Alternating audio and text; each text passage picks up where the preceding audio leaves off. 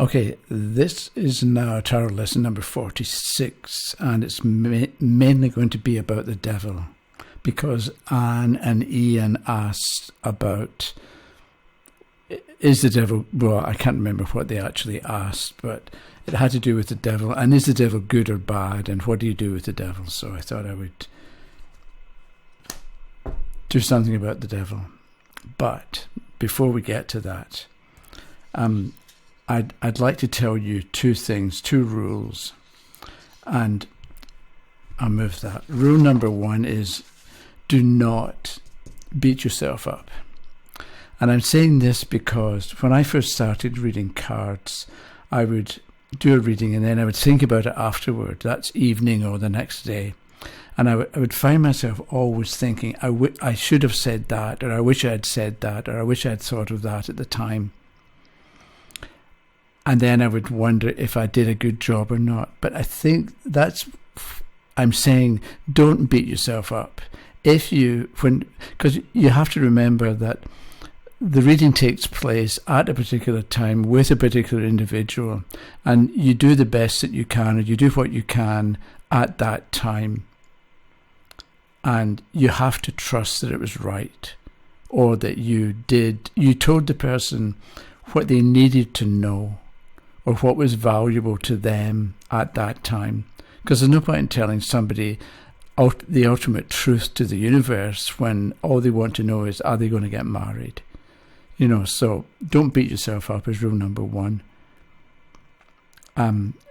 So for me, back then, when I thought to myself, I wish I had said that, all I'm doing is adding to my understanding. So this can be my understanding, and that's the tarot. So what I do is every time I think of something that I could have said, or I maybe should have said, I'm making the circle of my understanding a little bit bigger. And then, so instead of thinking I should have said that and beating myself up, I think I could have said that, and I add that meaning or that possibility to the list that I've got, the ongoing list of ideas for any particular card or combination of cards, or how to go about answering a particular question. So that's rule number one. This rule number one for today. And rule number two is, what is it? Oh yeah, there's always more. And that's something we have to remember, that no matter how much you write out or think about or understand about a particular card, there's always going to be more. You'll always come across a circumstance or a question or an answer where you think of something you hadn't thought of before. And somebody, No Wire Hangers, left a comment, and I can't remember which video it was, the last one maybe, or the one before, where I picked 3 cards.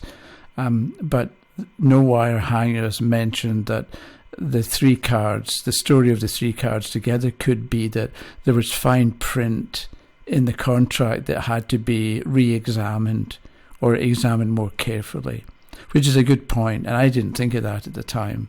But that's what I mean about there's always more. You can always find more to say, or you can take a different approach. So, if I switch my piece of paper, so now, is the devil good or bad? And I think it really depends on what the question is and what the person wants. So if you want to be free and do whatever you want, the devil's a bad card. Or the devil shows a circumstance where you're not going to be free to move around the way you want. And when I say that, I'm reminded there's a line in Bob Dylan where he says, good and bad are but words used by people trapped in scenes. So if you're in a particular way of thinking about things and you think this is good or that's bad, you're trapped in some way. So, is the devil good or bad? If you want freedom, it's bad, so to speak. If you don't mind being given orders and being expected to obey, then it's good. because the man and the woman are shown connected to this devil figure behind them. So let's say the question is, am I going to get a promotion? And the devil card comes up. Because it's upright, the answer is yes. But maybe you say to the person as well, you get the promotion, but you have to be prepared to be obedient. So if you go into the job or go into the new position, understanding that you're there to follow orders, so that you may be in charge of the department, but you've got a boss above you or a supervisor above you, and you have to pay attention to what they tell you and be obedient to what the larger instructions are. Then you'll be happy in the job. Right? So it's not, we're not looking at the devil and thinking, oh no, we don't want the job. We're looking at the activity of what's going on in the picture and relating that to the question that was asked. Whereas if somebody wants to know, will I get the promotion, and you get the devil reversed, the answer is no. And that's probably a good thing, and you may be explaining this to the person, no, this particular promotion is not going to work, and you'll be glad it doesn't, because if you were to get it, you would be stuck. The man and the woman are not free to move. They're very limited in the movement that they can undertake or the activities they can be involved in, and you would find it really restrictive. So maybe you've got a boss who would be micromanaging you all the time. You know, they tell you to write a report, and they want to examine every word that you're writing, and they're on your case every 10 minutes. How are you getting on with that report? And you wouldn't like it. So this can be the devil in total control of the man and the woman, or the subordinates or the underlings. Then somebody might say, am I going to find love? Or, no, sorry, I've got two things I was thinking of there. Somebody might say, how am I going to find love? And you get the devil.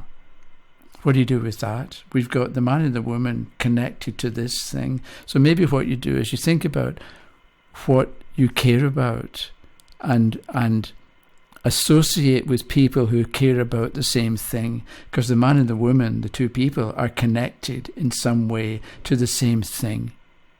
So an example is, let's say you're looking for love and you support Manchester United or some other sports team. You go to social events with other Manchester United supporters, and you're going to meet somebody there.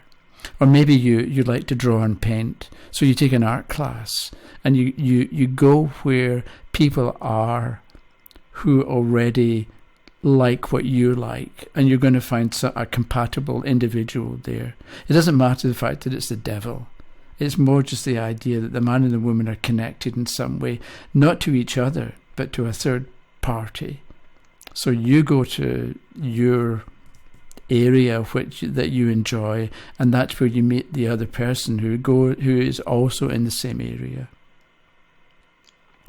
And then the other thing is, will I find true love with this individual? And you get the devil reversed. Because it's upside down, I'm saying the answer is no. Why? Because, and this is the second part of this thing. Okay, devil, D-E-V-I-L. If you spell it backwards, it's L-I-V-E-D. So the devil is lived backwards. So, will I find true love with this particular individual? No, because you're living backwards, because you're living in the past, or because past upsets or past difficulties with previous partners are going to repeat themselves with this new individual. And so it's not going to work, because you keep living in the past, or you keep repeating what you know isn't something you don't enjoy, but you keep doing it anyway. So if you can stop that habit and focus on what you actually want, then you've got a better chance of having a fulfilling relationship. But if you keep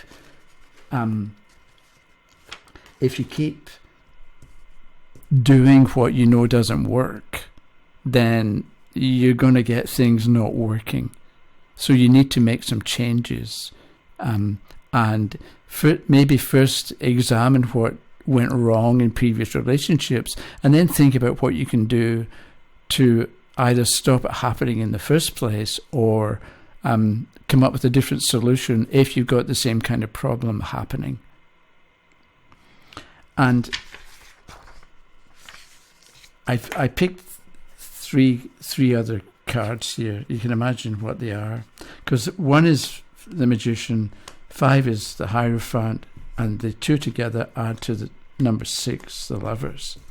So 15, 1 plus 5 equals 6.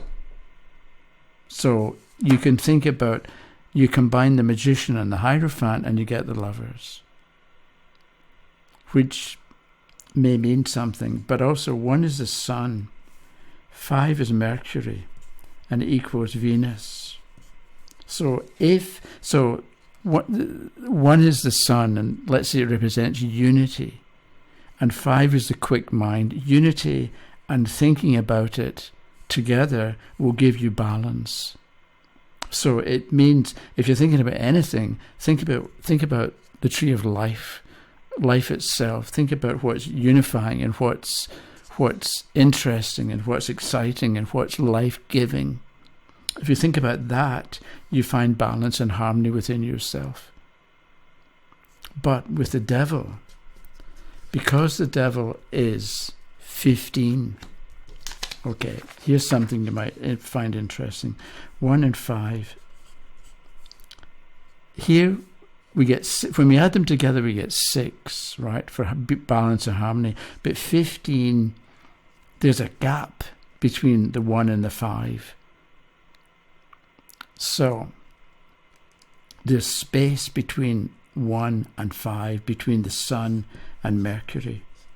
So the thought process of Mercury isn't connected with unity or with life-giving forces, and that equals the devil. It equals bad stuff, or it equals restriction and confinement and inability to move freely. And so it's a difference between, because a lot of times we'll get a number and we'll add it up and try and do something with the total. And this is fine, 1 plus 5 is 6. But why is 15 the devil? And it can be because the thought processes of 5 and the life-giving forces of 1 are separate. And one last point, we probably, if you speak English, you probably have heard the word sin, right? So living in sin, or you're not supposed to sin. And for a lot of people in the West anyway, sin means you don't have sex before marriage. That was a big thing. And so there's an expression, living in sin, means living with somebody without being married to them, right? So sin can mean, or that in many people's minds, sin is bad things that you do. Sin, in another way of looking at it, sin is when there's separation from life-giving force. So if you're looking on the dark side and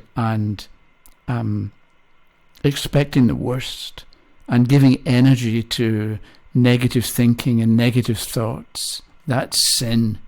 Because if you're giving in to thoughts of sickness and thoughts of destruction and thoughts of overwhelming problems, you are mentally separating yourself from the Sun. You're mentally separating yourself from the Magician.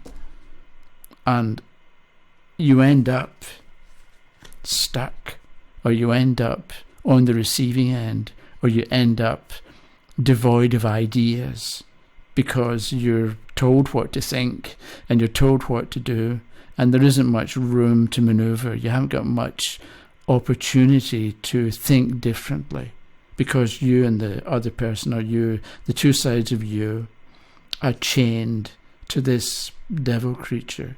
whereas 1 is the magician. And so that's me finished. So sorry, but that was kind of an abrupt ending, but I don't quite know what else to say about that. But you might find that interesting. So that can mean that if you look at the compound numbers after 9, 10, so 12 is 1 and 2. So it's when you take